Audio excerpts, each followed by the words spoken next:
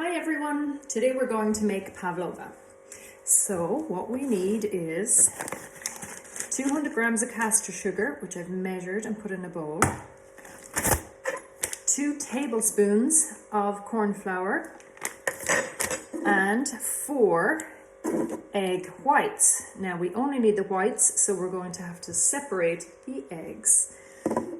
So to separate the eggs, you take your egg and you crack it on the side of the bowl, and you can either let the egg white pour out like this, then slide the yolk into the other side, let as much egg white slide out, slide the egg yolk in here, and back and forth till you get all the egg white out, being really careful not to break the egg yolk, or it'll go into your egg white mixture. And I'm going to just put the egg yolks into another bowl over here.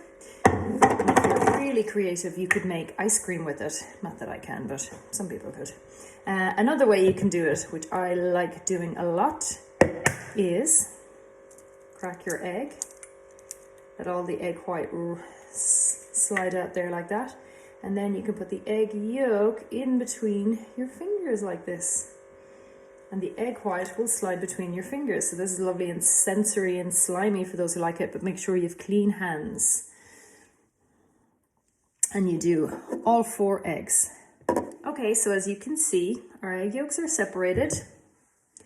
And so our egg yolks are in one bowl and our egg whites in another bowl. The egg yolks, the yellow ones, we get rid of, and we keep the egg whites. And they're called egg whites because they go white when we cook them.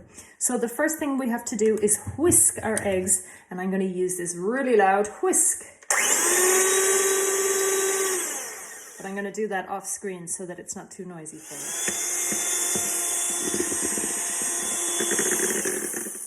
So I've whisked the egg, and it says in the recipe to whisk it to soft peaks. And what that means is when you stick something in, it makes it stands upright. You see that? The whisk makes the egg stand up. And I'm going to push this back in. So our egg whites are now literally egg whites, and you can see that. See the way there's bits sort of standing up, soft peaks it's called. So next we're going to start adding the sugar, and it says to add half of it a little bit at a time and whisk each time. So we're going to do it real fast for you. Put our whisks back in. I'm going to do a little bit. Add a little bit of sugar and whisk it up. So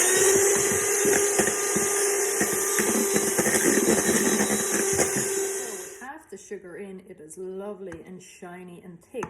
And from my memory of being in Abalta, some people love putting their hands in there. And you know what? That's baker's choice. So if they want to do it, they can do that too. And it's perfectly edible, so it mightn't be the most delicious thing you'll ever eat, but perfect. You can have a sensory food. So we now have to add our corn flour, and it says 2 tablespoons. So I'm going to add those. 1 and 2 into our mixture. And corn flour is another really lovely sensory material for the boys. If you add water to it, you can make gloop. Check out Claire's video. Okay, and now I'm going to go back to whisking, so I'm going to turn off my video again until it's whisked up. Now, and last but not least, we are going to add the rest of our sugar. So we'll just add it in little bits again and whisk it all up like we did last time. So now we have whisked up our eggs, flour and sugar. And they looks like meringue, I suppose, already. So next we're going to put it into the oven to bake. So I have lined a tin over here, as you can see, with greaseproof paper. Like this. I'm going to scoop out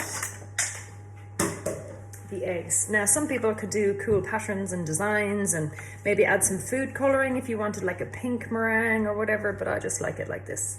And you just pour it straight into your tin onto the greaseproof paper and it flows out really nicely.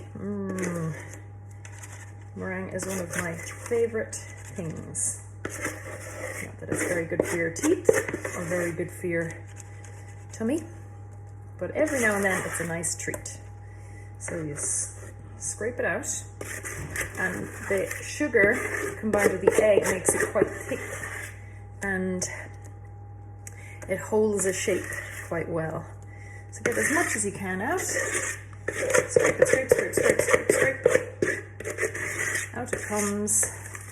And then you've got loads stuck to your spoon. I do not believe in wasting, so scrape it all into your pavlova pile.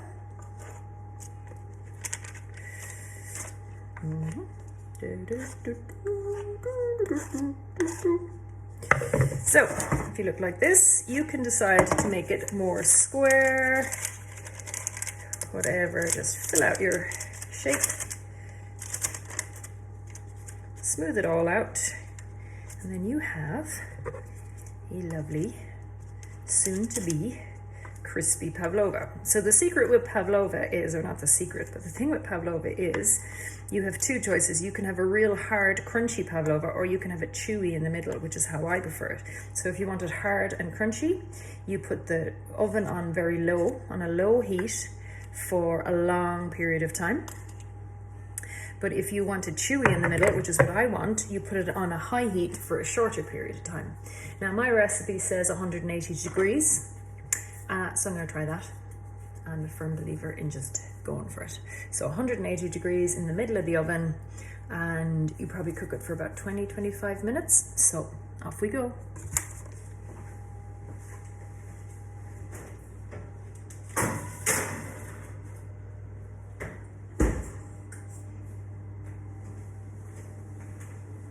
Now I've taken it out of the oven, and as you can see, it has risen a little bit and also spread out a little bit, and it's nice and brown on top.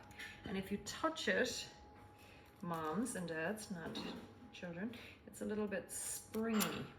Now you can choose to put it in for a bit longer and it'll go crisper on the outside, or you can have it just like that. And I've decided to have my pavlova with strawberries, whipped cream and banana. Yum, delicious. Hope you all enjoy.